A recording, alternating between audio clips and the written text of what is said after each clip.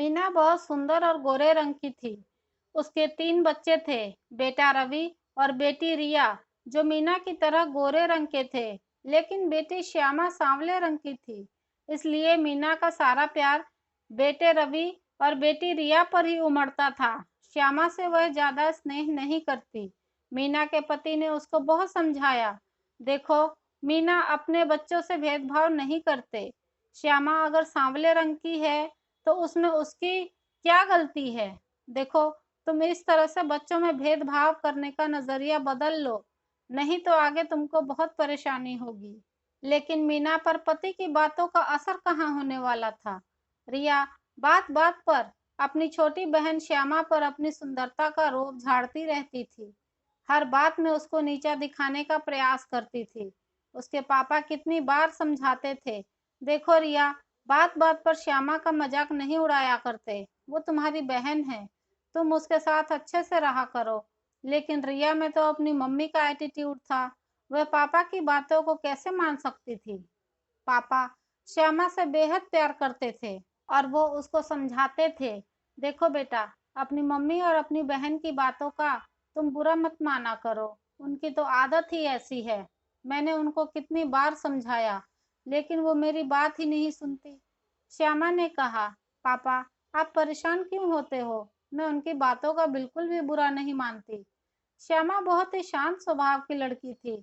School में भी वह सभी टीचरों की प्रिय छात्रा थी। पढ़ाई में बहुत होशियार भी थी और बड़ों को आदर करना उसके स्वभाव में था। श्यामा 10वीं क्लास की छात्रा थी और अच्छे से पढ़ाई करती थी। स्कूल के बच्चे उसके सांवले रंग के कारण उसका मजाक उड़ाते थे, लेकिन श्यामा बहुत धैर्यवान लड़की थी।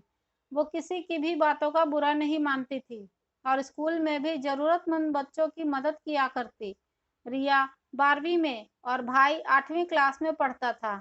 रिया और श्यामा के बोर्ड के एग्जाम थे। श्यामा जब भी वक्त मिलता पढ़ाई करने में बिजी रहती और रिया को तो पढ़ाई से जैसे कोई मतलब ही नहीं था। वह दिन रात आईने के सामने अपनी सुंदरता को निहारा करती। रिया सारा टाइम सजने संवरने में लगा देती। मीना भी कुछ नहीं कहती और लेकिन पढ़ाई करती हुई श्यामा को उठाकर घर के काम में लगा देती। लेकिन श्यामा रातों को जागकर पढ़ाई करती। अब बोर्ड की परीक्षाएं नजदीक आ गई और रिजल्ट का दिन भी आ गया। रिया बहुत डरी हुई थी, क्योंकि वह जानती थी उसके 12वीं के पेपर ठीक से नहीं हुए हैं और प्रतिशत भी कुछ अच्छा नहीं बनने वाला। जबकि श्यामा को कोई चिंता नहीं थी, क्योंकि उसके सारे पेपर बहुत अच्छे से हुए थे। तभी रिया और श्यामा के स्कूल प्रिंसिपल उनके घर आए। साथ में कुछ टीचर और मीडिया वाले भी थे। श्यामा के पापा को समझ में नहीं आया कि मीडिया वाले उनके घर में क्यों आए हैं। प्रिंसिपल ने श्यामा को बधाई दी और मुंह मीठा करवाया। श्यामा को यह सब समझ में नहीं आ रहा था। तभी प्रिंसिपल सर ने बताया कि श्यामा का मेरिट में पहला स्थान आया है। मीडिया वालों ने श्यामा का इंटरव्यू लिया और उसके उज्जवल भविष्य की बधाई दी। मीना को अपनी गलती का एहसास हो गया।